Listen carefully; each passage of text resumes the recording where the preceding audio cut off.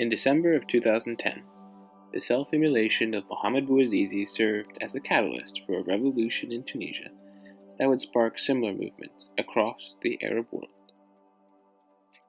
The so-called Jasmine Revolution marked the beginning of Tunisia's journey toward democracy, with the removal of the incumbent president Zine Al Abidine Ben Ali.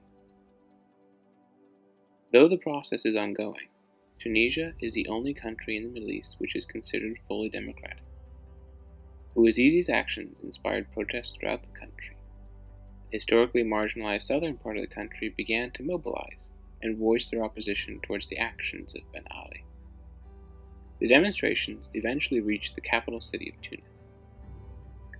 Police opened fire on the demonstrators, and hundreds of arrests were made. An estimated 338 people were killed.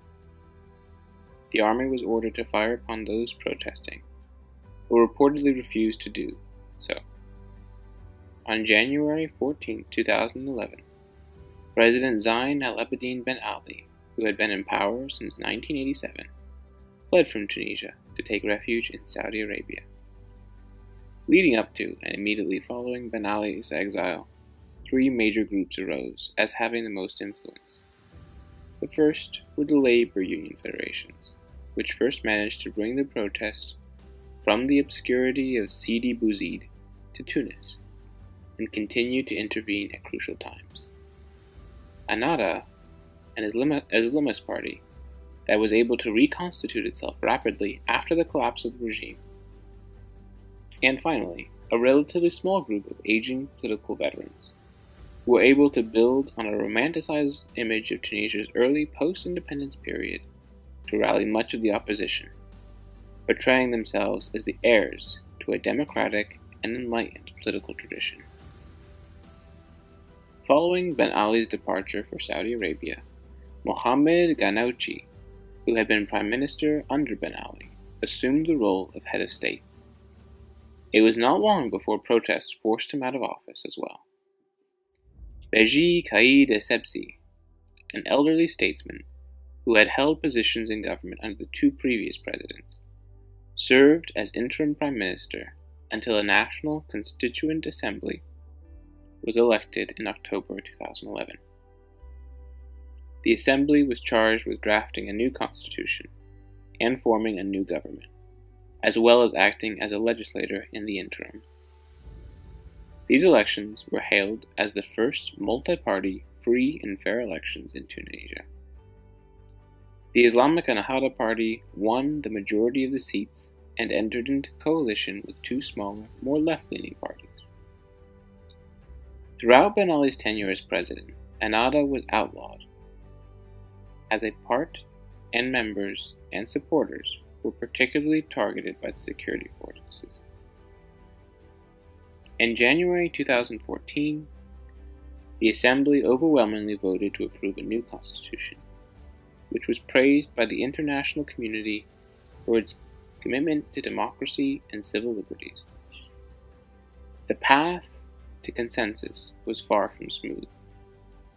The 3 intervening years were marked with great strife, disagreement, and infighting between the various political factions and interest groups. However, a major political crisis was continuously avoided through the use of informal negotiations. The durability of these negotiations remains to be seen, but their importance in assuring the political process did not break down during those 3 years cannot be denied. The major contention remained between the Islamists and the secularists. In 2012, Essebsi had launched a secularist party called Nida Taunes, which was constituted of a broad coalition of secularist and leftist groups. Ennahda and Nida Taunes represent the two sides that Tunisia had to reconcile in order to move toward democracy. In October of 2014, the first free and fair general elections were held in Tunisia. Nida Taunes won a plurality of seats, whilst Ennahda was second. Since the election in 2014, Tunisia has wrestled with the problem of retaining its democratic freedoms, but at the same time ensuring the security of the nation against the threat of Islamist extremists. The Islamic State and other extremist groups carried out multiple attacks in 2015. The victims of the attacks were mainly European and American tourists. The Tunisian military have carried out several major anti-terrorism operations since 2012.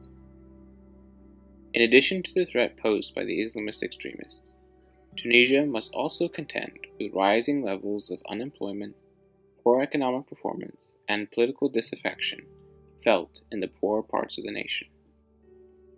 Higher levels of literacy in Tunisia are what contributed in part to the protests which led to the Jasmine Revolution. The lack of work for the highly skilled workforce led to protests over unemployment and corruption in January of 2018, which resulted in clashes between protesters and police. Only time will tell if Tunisia will be able to overcome its current economic troubles and continue the process of stabilization. As Tunisia continues to develop and consolidate as a democracy, it must walk a fine line between ensuring the freedom of its people and ensuring their security.